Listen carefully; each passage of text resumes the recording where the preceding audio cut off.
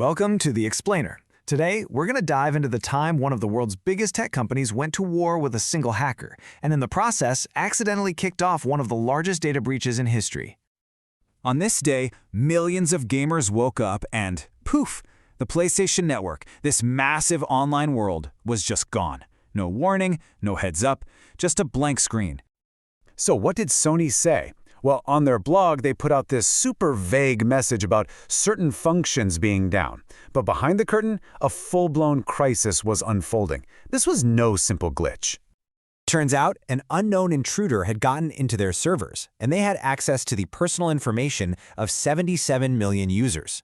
This was the start of a total cyber catastrophe. But to really get how this all happened, we've got to rewind. To understand how this all went so wrong, we have to meet the guy who, maybe without even meaning to, lit the fuse. A 17-year-old tech prodigy from New Jersey named GeoHot, better known online as GeoHot. His dad said he was that kind of kid, the one who's always taking remote controls and appliances apart, not to break them, but just to figure out how they worked. And that curiosity, well, it was about to be pointed at some of the biggest tech on the planet.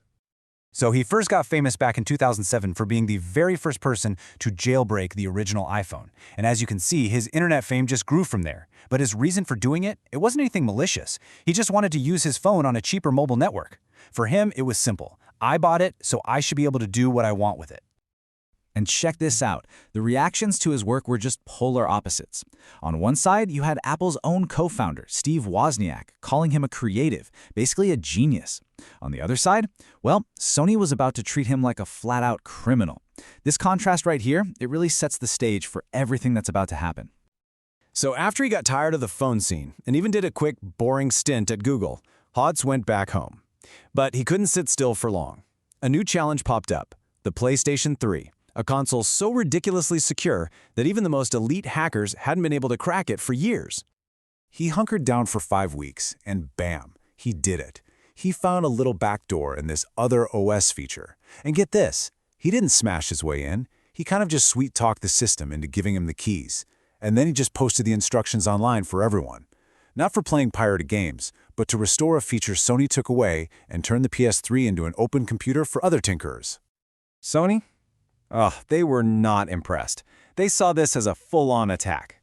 They immediately pushed out a software patch to block his hack, but Hotz bypassed it in less than 10 minutes. And that's when Sony decided, okay, game over. We're calling the lawyers. This quote from an activist back then just hits the nail on the head, right? When you buy a pineapple, Del Monte doesn't sue you for putting it on a pizza. So what made Sony so different? Okay, so Sony's whole argument was that any modification, no matter how innocent, was a gateway to piracy, which they said cost the industry billions. It didn't matter that Hotz's hack was specifically designed not to play pirated games. For Sony, any unlocked system was a threat. And this is where things really blew up. Sony didn't just sue Hotz, they went after everybody. They got court orders for the Twitter accounts of people who just followed him. They wanted the IP addresses of anyone who even watched his YouTube videos. They even got his PayPal records to find anyone who donated to his legal fund. It started to look like this giant corporation was trying to crush an entire community. And that kind of aggressive move, well, it got the attention of a brand new player. A really powerful and totally unpredictable one, the international hacktivist collective known as Anonymous. Now, you've probably heard of Anonymous. They're not really a group. There are no leaders, no headquarters.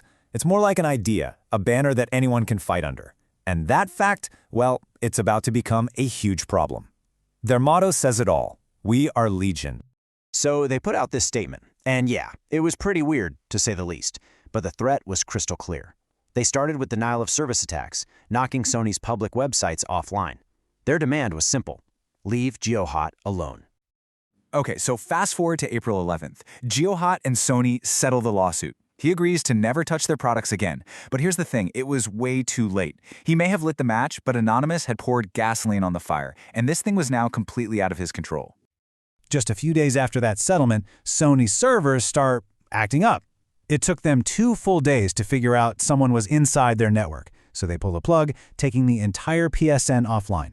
But they waited almost a week before telling 77 million people, Hey, your name, your address, your password, maybe even your credit card might have been stolen. For 23 straight, agonizing days. Nothing. The network was completely dark. This wasn't a quick fix. Sony had to call in the big guns, security experts, and literally rebuild their entire network infrastructure from the ground up, all while millions of users were just locked out. So, when the PlayStation Network finally flickered back to life, you'd think the worst was over, right? Nope, not even close. Now Sony had to deal with angry customers, furious investors, and governments from all over the world.